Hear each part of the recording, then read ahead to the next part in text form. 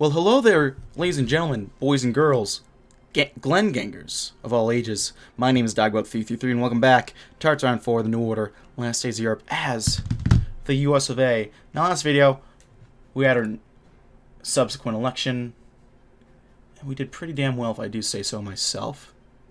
So, we're going to go ahead and crack down on corruption, because our public approval rates are not going too well. And so we could stand to improve that. Although our successes of administration have been fruitful for the American people, the successes of a working man revealed a blink of corrupt ties towards current legislation. There are continuous complaints to the general public about our administration reveals a key detail in terms of monopolist control of the market. The tax incentives in current legislation allows these massive businesses to grow, continues to grow bigger, eventually giving way to the establishment of unfair business practices. Considering our administration aims at cutting our unfair business practices, as well as the destruction of corrupt elements of the government, it's found it unnecessary to repeal such tax policies. It is unquestionable these huge marketplaces have already sunk their fortunes into the pockets of reps and senators vouching for them. For the sake of American fairness and equality, we must deal with this burden on society. There we go. Exploration has been crucial in the development of humanity. Ever since the first human diaspora, our curiosity has driven us to explore every inch of the globe, and then some, searching to advance our own mind, to feed that sense of adventure. As socially progressed, the mighty Romans advanced into the foreign territory fearlessly, boldly. They were looking for a home, a place to settle after the war. Likewise, we saw conquistadors bridge the gap between the New World and the Old World, people like Christopher Columbus discovering the very continent we live on today. Other than, the neighbors who are there, but that's besides the point.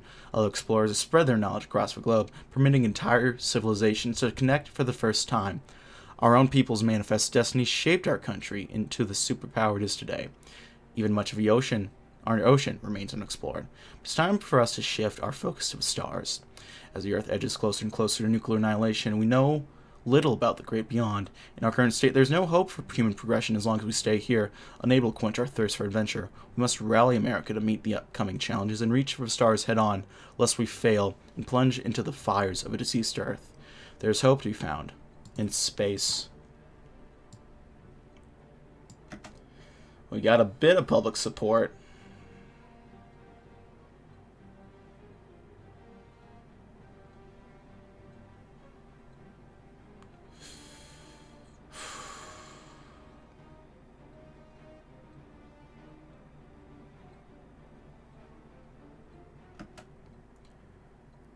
We'll do some joint testing programs just so we can get started. And then we'll start the Diana program. Diana program will remain missions that will allow us to put the tragedy of Apollo behind us and get to the moon. It will take 3 successful full Diana missions to achieve that goal. Alright.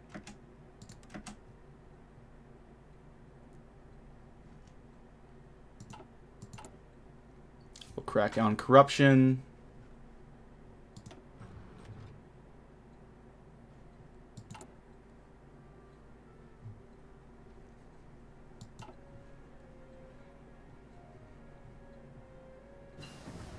Advanced scout helis.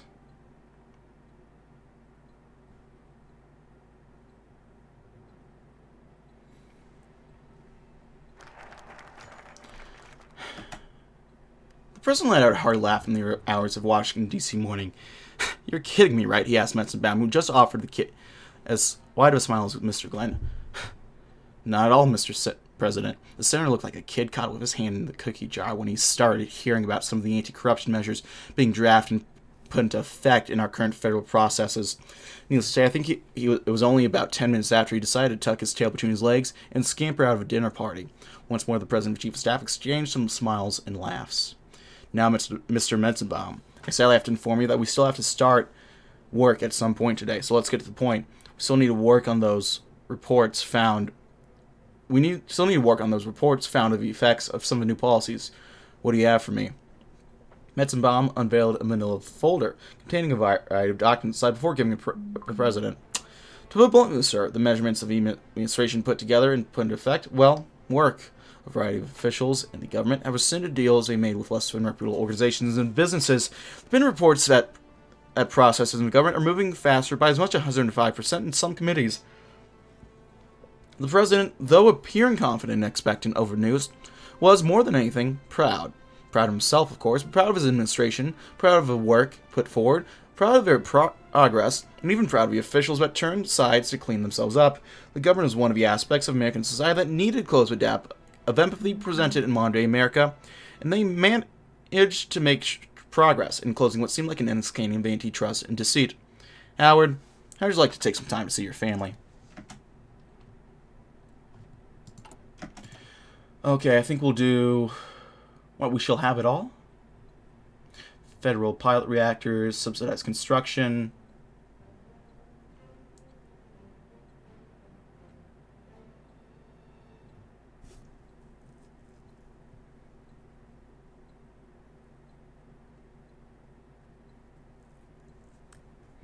Now let's do it. We shall have it all. Nuclear technology is, by and large, dependent on a single natural resource, uranium. This means that for securing dominion over our rivals in nuclear technology, we must start by seizing any and all natural deposits of this mineral, buying out all of our rivals. And what we cannot have, we must ensure that our enemies cannot make use of either. It's a very bold strategy, Cotton. Should I talk about Glenn's foreign policy tree right now? I might as well, because it is fucking insane, to put it mildly. It's basically,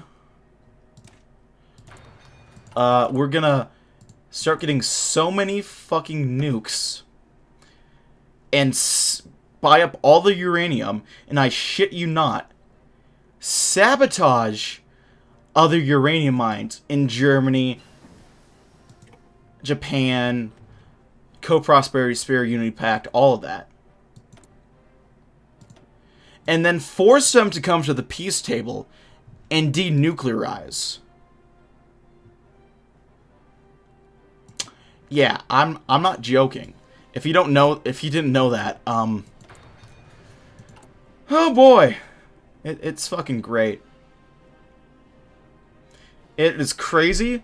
It might not work, and so we'll have to be very careful, because if it doesn't work, nuclear holocaust is a real potential. Uh-oh. Hi, Japan.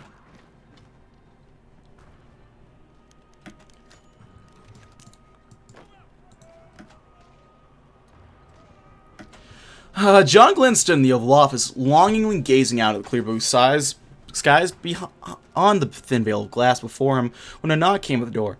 "Come in," he said. Two men in gray suits stepped inside the oblong room. Clark Clifford, Secretary of Defense, and Glenn Seaborg, Atomic Energy Commissioner. "Gentlemen, what can I do for you today?" Seaborg spoke first. "We want to see you in person, Mr. President. We believe it's best that this meeting take place behind closed doors." "When he first became POTUS," said Clifford, "he gave us a simple policy for our nuclear arsenal. Keep expanding it, keep buying the world's supply of uranium, keep sabotaging the German and Japanese arsenals." Glenn scratched his chin. "And? Our uranium purchasing plan, while extraordinarily expensive, is going along smoothly," said Seaborg, placing a middle folder on the president's desk. "We just won't be able to provide it forever." Glenn sat down at his desk. Extremely expensive plans almost certainly being discovered. Slight chance of nuclear annihilation. What are we waiting for?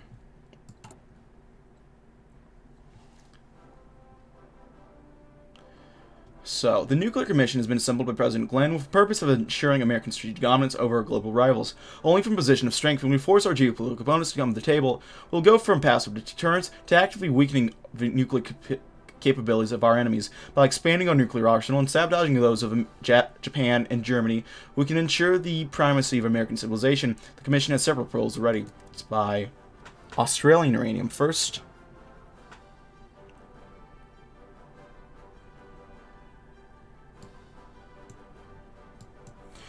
And we'll do federal pilot reactors. Even though politicians and scientists are convinced of the benefits of nuclear power, America as a whole remains weary of the atomic project, with the bombing of Pearl Harbor seared into the public consciousness.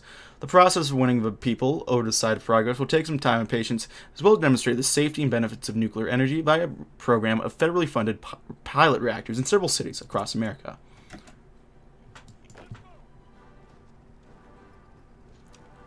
Well,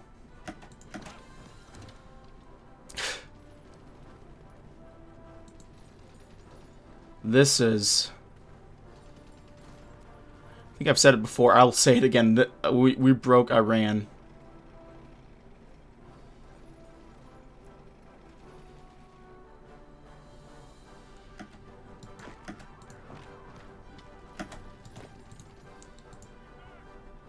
You attack their soldier. Wasn't there another one of you? Man, where are you guys?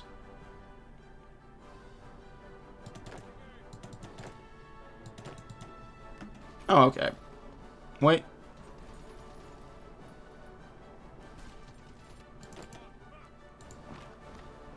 Oh, there you are. I was wondering where you went, buddy.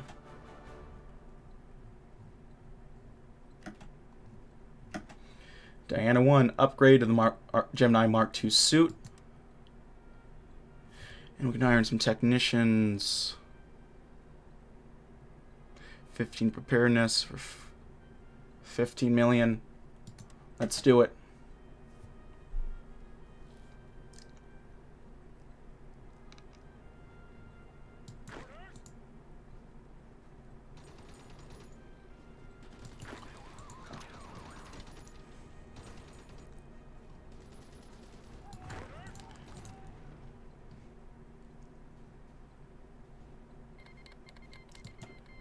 Civilian austerity is done.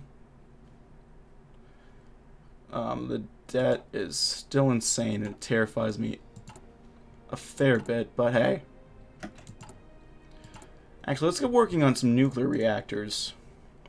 Construction. We'll do one in California. We'll do one in New Mexico. Oklahoma. Michigan. We'll do one on Long Island, because I know there's no reason to be suspicious of nuclear stuff in Long Island. And we'll do it in the fucking capital, so if it blows up, we'll pay the price for it. I think that's fair. Wait. There we go. I accidentally turned caps lock on instead of moving those to the front. We're upgrading to a Gemini suit Mark II.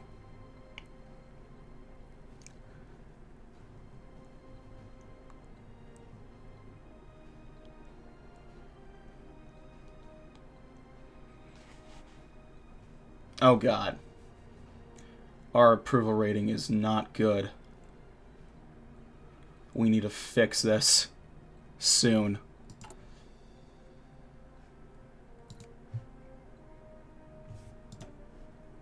The problem is if we ban... Good evening. Tonight on CBS Evening News, we're going to be taking a deep dive into recent changes made to NASA's budget. It will be no surprise to many that NASA's funding has increased in recent years. President Glenn has made it quite clear that he's intends to fund new or more bold missions in space.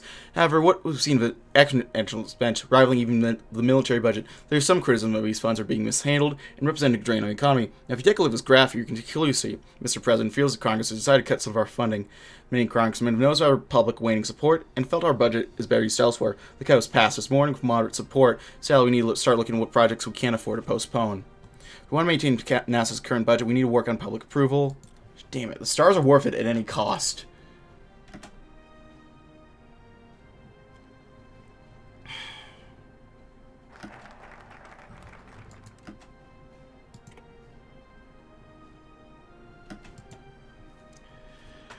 Okay.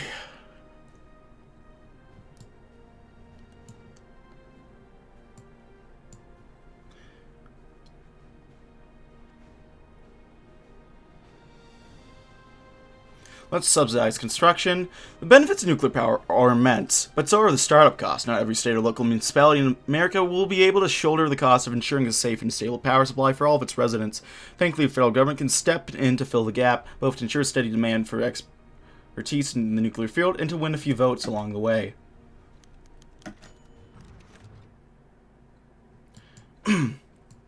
And over there, Mr. President, you can see the steam turbines being operated by a multitude of our plant's workers. The turbines using the process of extracting steam from the nuclear cores of a facility, pushing it through to convert into energy. Director of Nuclear Facility said to John Glenn, who looked onwards with a mouth that curved in a gape smile of wonderment. Around him, Glenn admired the beauty that was the American progress. The bright sparks of welding equipment hit the eye, while massive turbines captured the president's imagination with the grandiose designs of the future. As the reviews move on, one by one, Glenn can't help but recall the beauty of his childhood in 1928, when he flew in his first airplane alongside his father, and he looked onwards in the beautiful Ohioan landscapes, the heavens above him, the powerful figures beneath him like a man watching over an anthill.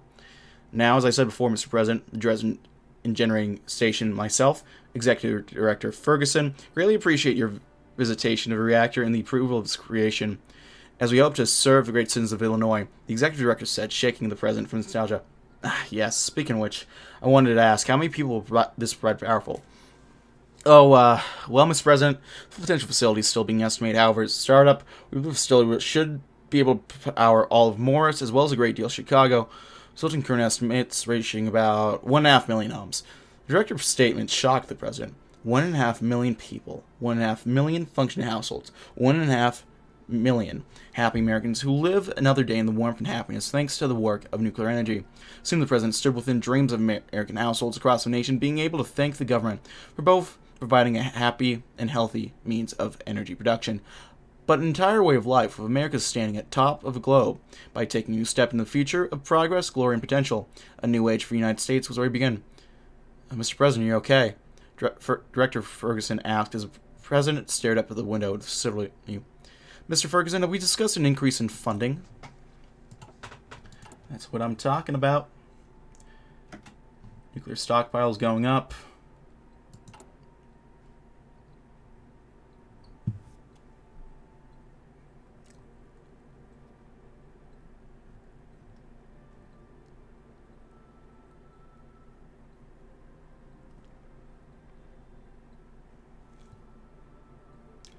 Running some diagnostics.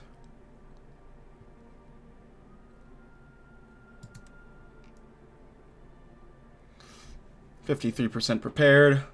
We invested $400 or $370 million budget into the program.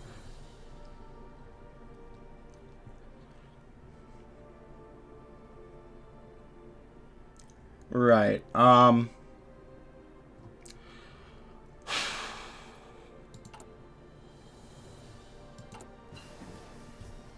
Let's go ahead and get some South African uranium.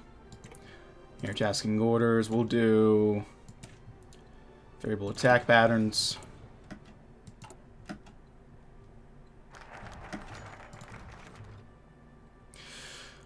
Fuck. God damn it. The National Nuclear Commission determined that the best place to build nuclear power plants are in areas with small towns, farmland, on the edge of major cities. Land is cheaper and easier to access to provide new jobs in areas that need them. However, those are underdeveloped areas also happen to be close to the iconic small towns of Middle America and the sprawling suburbs.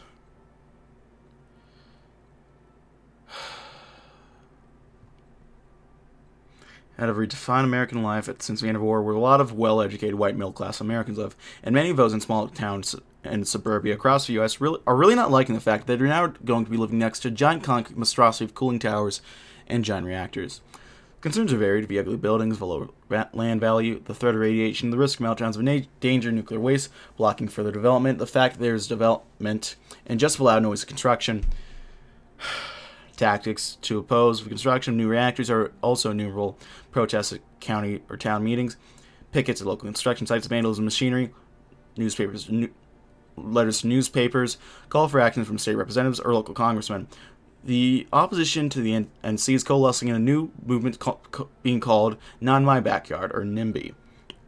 While much of a new NIMBY movement is grassroots and local, there have been rumors that outside groups are providing funds and support for these groups. Investigation by media outlets to trace the funding through a myriad of people and shell companies, and eventually discovered the source: America's big oil and gas companies, of course. But these discoveries, often buried and resulting in reporters reassigned or fired, haven't dampened the movement at all.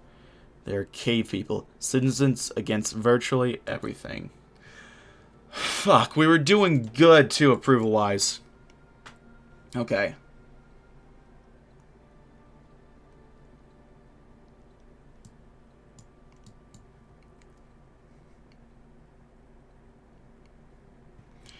Okay, empower the Senate Ethics Committee. The United States government, having acted in the people's goodwill for so long, has an unfortunate underbelly of corrupted history found within it.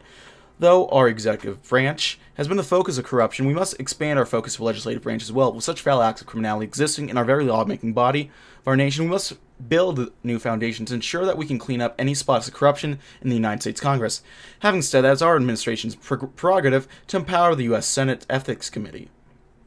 As such a political body, can serve the country as both watchdog and as a cleanup service for any dark spots of corruption found within our reps and senators. No longer will be acts of bribery and imitation stain the legislative process of our constitutional republic. Instead, we shall remain acting as a strong, resolute, and morally sound government that acts purely for the sake of the American citizens.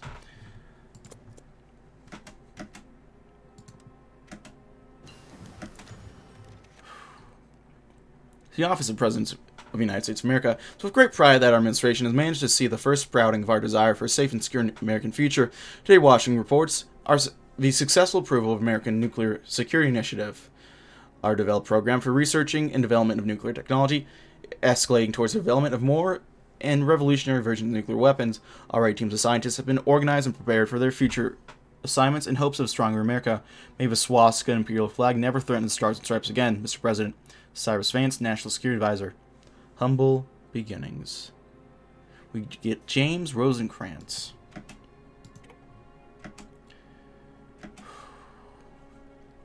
We need to get some sort of public boost.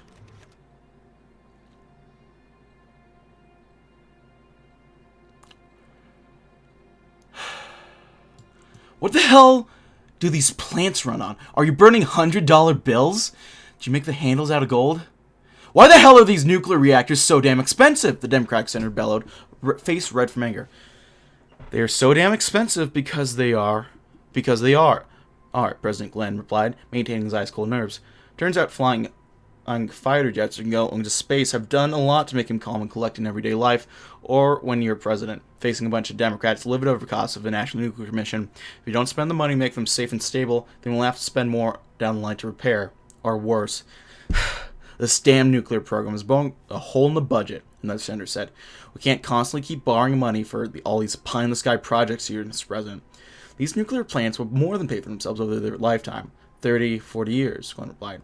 Lower costs, power costs, less pollution, healthier people. We don't have to pay for Arabian or Persian oil. The army is going to be stronger, and therefore the America's going to be stronger for it.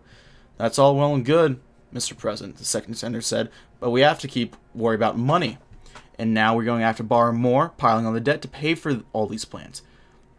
And it's going to be on our children and grandchildren plate. Also, we can have some fancy power plants now. The president took a deep breath. I understand your concerns, gentlemen. I will keep them in mind. Thank you for your concerns. The Democrat senators glanced at each other and began to file out of the Oval Office. Sure, President Glenn had heard him, but was he actually listening? The future will be poor, but they will have fancy nuclear reactors. Yeah. Hey, we're still ready for anything. Fuck, I don't know what else to research. Engineering, anything good here? Not really, no. Naval Doctrine.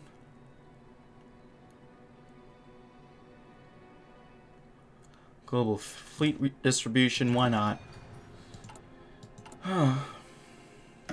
We'll wait for the autosave. We might just have to launch it and cross our fingers that the autosave works out in our favor.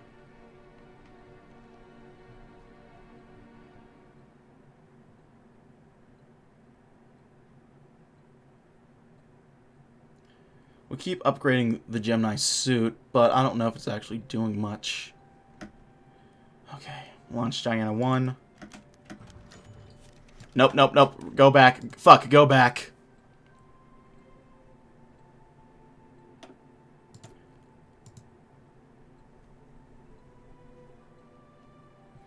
Es ist aus, der Krieg ist gewonnen.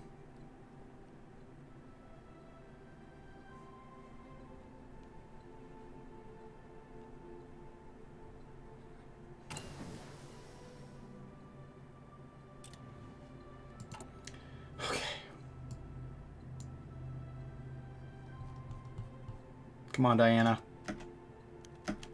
Fuck.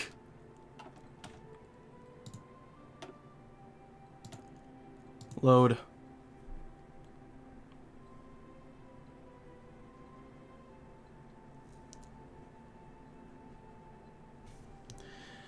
God damn it.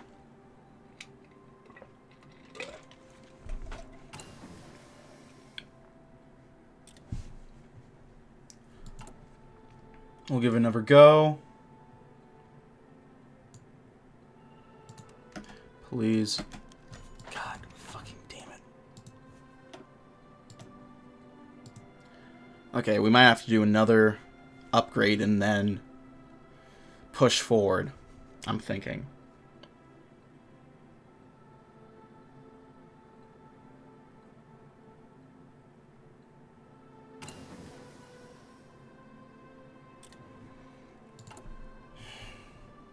Or we could give it one last shot before we do that.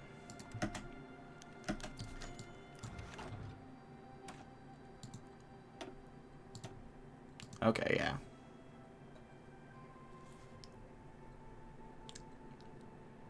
It's either necessary to betray one's country or the electorate. I choose to betray the electorate. I choose to load autosaves to go, so you...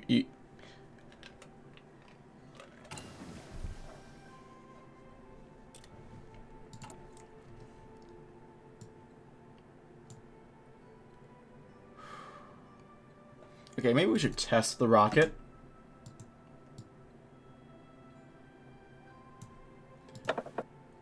Empower the Senate Ethics Committee.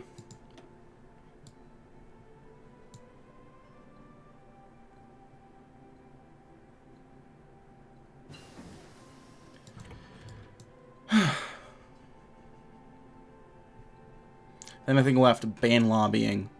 Lose access to private sources of funding for NASA.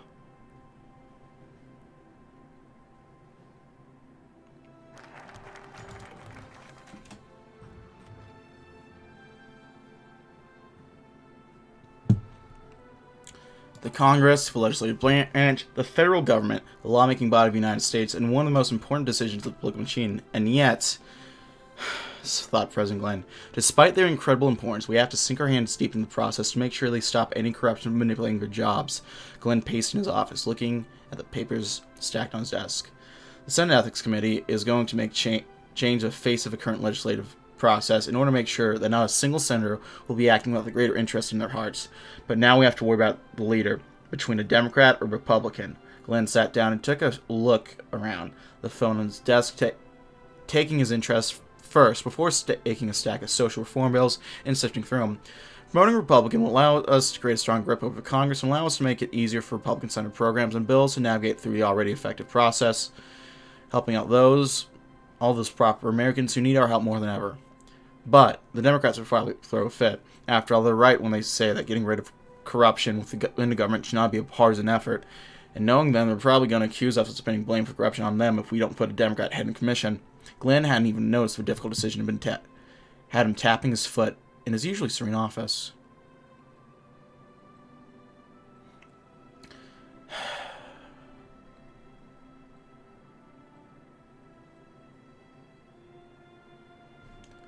Further divided. How's our unity right now? It's still pretty good, right? Corruption isn't one-sided. Okay, we'll ban lobbying. Finally, our administration has managed to put its foot down upon the lobbying groups that took the reins of our nation, unfortunately, so long ago. With enough work and effort put together by the cabinet, we've managed to unshackle American leadership in being able to lead how they want, not how the lobbyists want. Now, we have them on the defense, and we've waited long enough to finally begin pushing for our final move against their injustice, a complete ban on political lobbying within our nation. Injustice towards the American people are wrought within these groups, and far too much has corruption allowed to flourish in our democracies, in our world. And to imagine it within our nation is disgusting. We must make the final move, as banning lobbying groups will hopefully be strong enough to push our leaders far from any corruptive acts, which may sway their acts in office. Instead, we shall act as more just society, without any restrictions for the scum of lobbying. There we go. Our budget will be hit. Oh, God. Oh, God!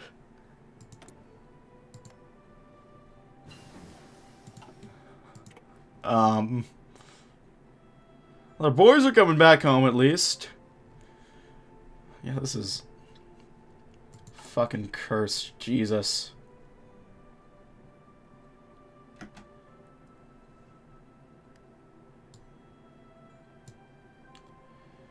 We're 63% prepared.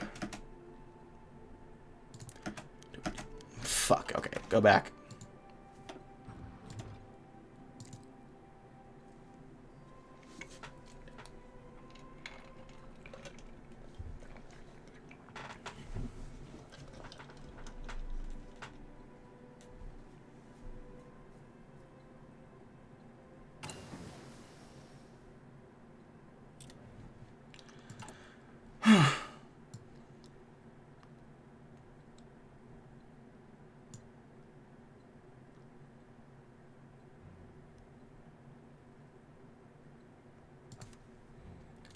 We're over budget.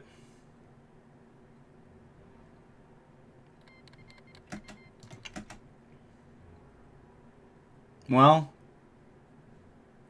we kind of won. Let's get some Canadian uranium.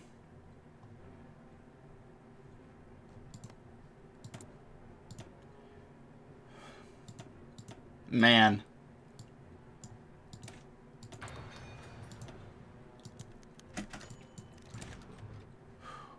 Rockefeller and Metzenbaum sat across from President Glenn as we stared intently at the television screen.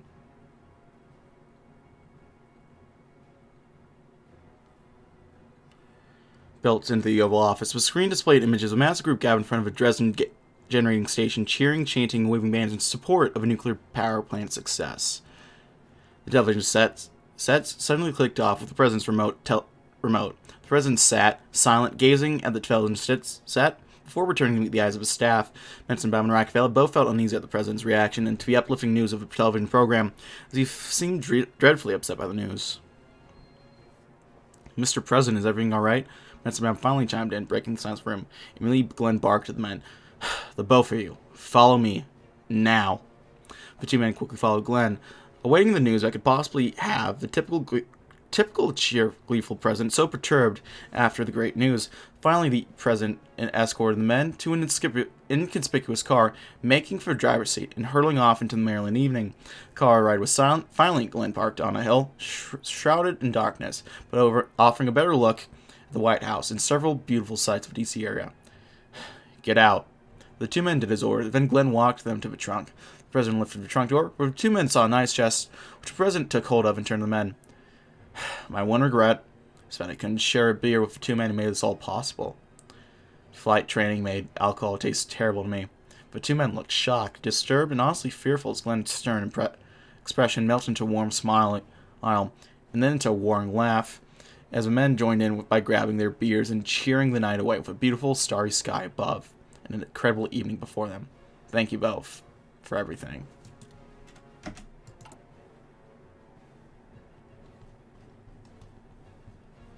Aw. How wholesome. Ban lobbying. Our public support better be good now, please. It's 34%. 34%. We banned corruption! And it's only 34%.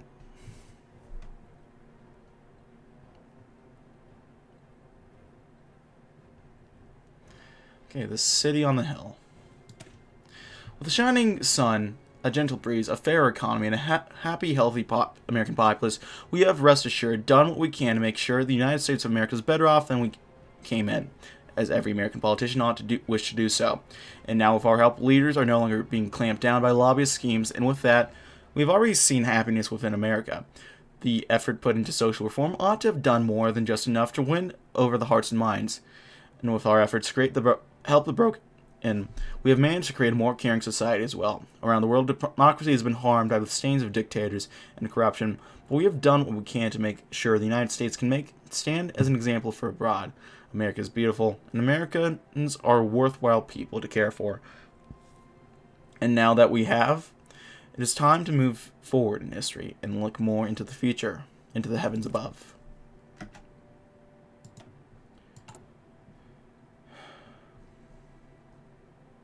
$34 fucking percent. Jesus.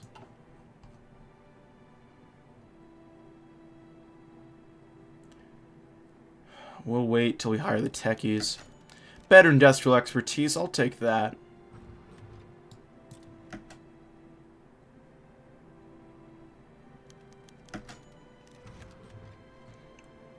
To the office of the President of the United States, President Glenn, I hope it is with eager nature that you receive this message, as the ANSI's beginnings have already begun to bear fruit in the name of defense for this great nation.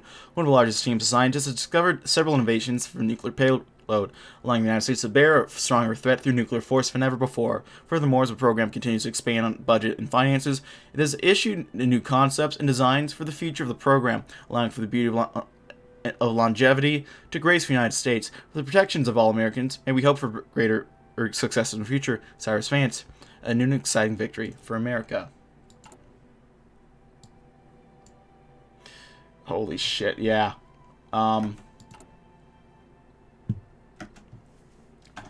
Okay, I'll save here.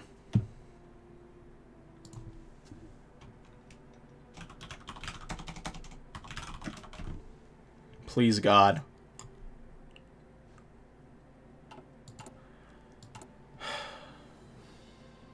Launch China 1. Fuck! Load. One seldom recognizes the devil when he's putting his hand on your shoulder. Ah, it's funny to hear Spear say that.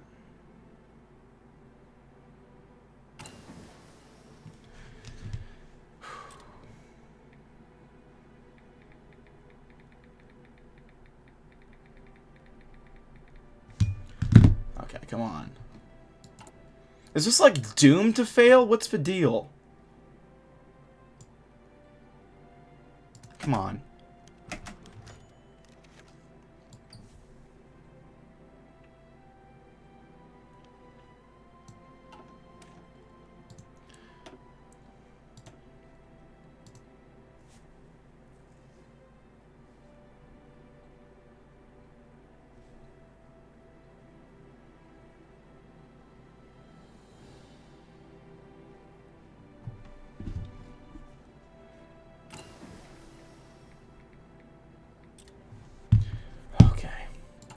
Come on.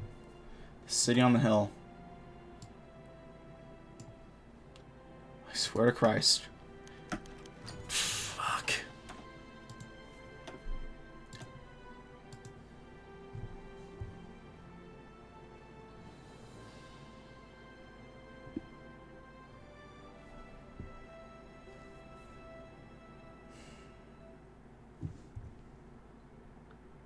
Damn you, Diana.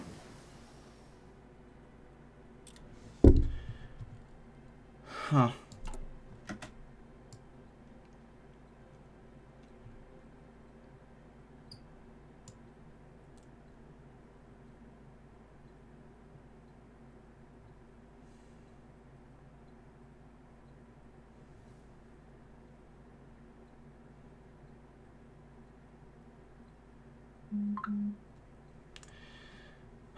Well, repair the launch pad then. We're already way over budget anyway. It's...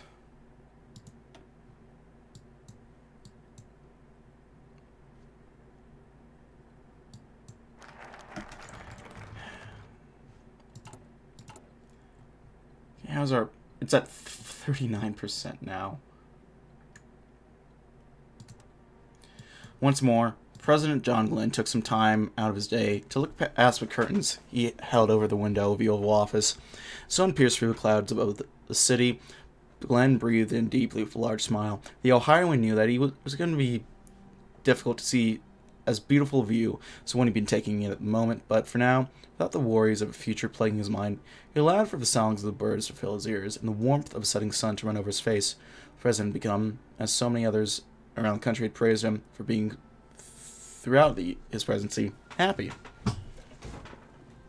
For now, Glenn knew that America was ready to take its next steps forward into the world. His administration was not going to last forever, and while there were still issues to handle in American society, he knew they had done all they could. For so many years, work had been put through to close the sorrowful gap of empathy that was present for so many years in the saddened American society. The weak, the needy, the downtrodden had finally received the work they needed to rise out of their pits of sorrow and pain. The people of America, both the able and disabled, all had a form of financial security to hopefully guide them into a healthier, happier, and brighter future. For once, the people of the United States had managed to see that a part of their government had truly become freed from the reins of corruption, even if by the smallest amounts. After such long periods of suffering for the Americans across the country, Glenn knew that hope stood strong in the hearts of the citizens he had guided for his term in office. With such images of hope and greatness flowing through the president's mind, he'd been reminded that not all of the world shared such similar stories of success and steps forward. The beaten down men, women, and children across Europe had suffered longly in their continuous battle against their vicious oppressors. Similarly, even if a note of revenge in the United States of the Pacific had remained embroiled in conflict, from man against man across many isles of the sea. However, something changed. They had somewhere to look to hope for hope. An example, a shining example of what they could be, what they ought to be, and the beautiful sight of a future ahead if they made sure they could become as prosperous as the United States of America. Glenn had failed to respond to the opening of the door to his office behind him. Mr. President, are you alright? Do you hear the thrushes sing, Howard?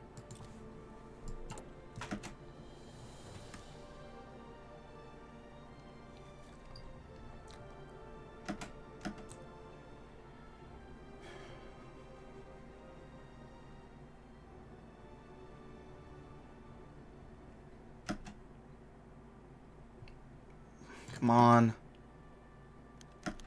Fuck! Is this like hard-coded to fail?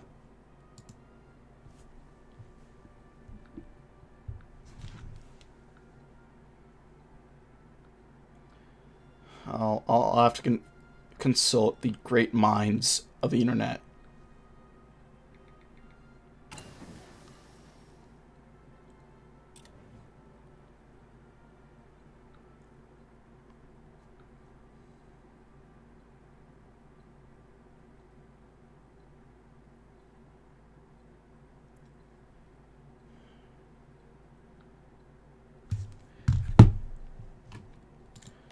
We've done men over machines, liquid fuel.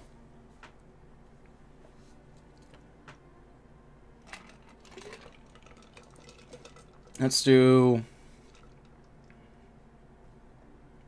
smoke ray transmitters.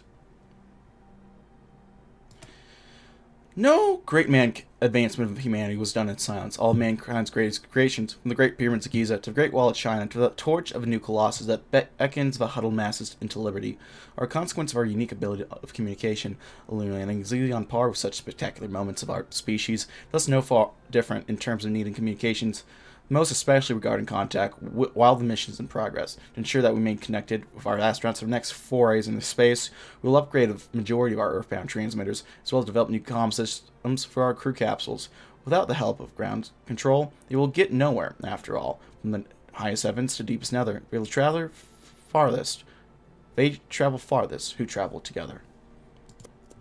Beautiful.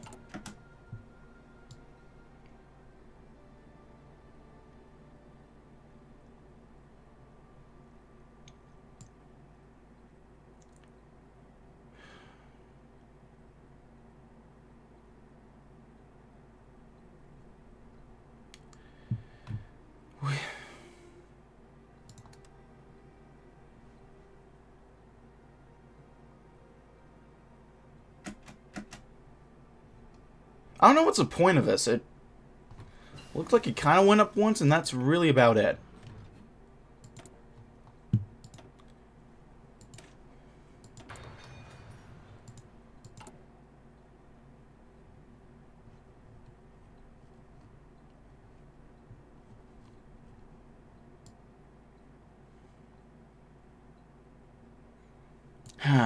Damn it. Okay, we'll wait to the autosave. And hope it works. Upgraded transmitters.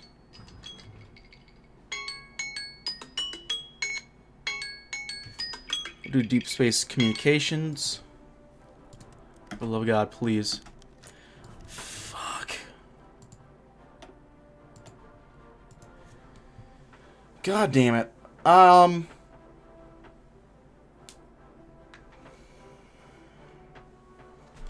Alright, I'm gonna cut it here for now, ladies and gentlemen. Thank you so much for watching. If you like this video, go and leave a like. If not, feel free to dislike. If you want to see more of this content in the future, go ahead and hit the subscribe button for more uploads every weekday, as well as every Saturday. If you have any comments, feedback, support, anything of the sort, go ahead and leave it in the comment section below. I read all the comments I get, and I appreciate any and all feedback you might have for me. If you want to send feedback my way, I have a Patreon. If you want to chat play games, I have Discord. If you want to see me do sort of stuff live, I have a Twitch.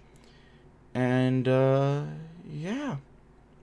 And that's about it for now, ladies and gentlemen. Thank you guys for watching. My name is DB333. And, I'll see you guys next time. Goodbye.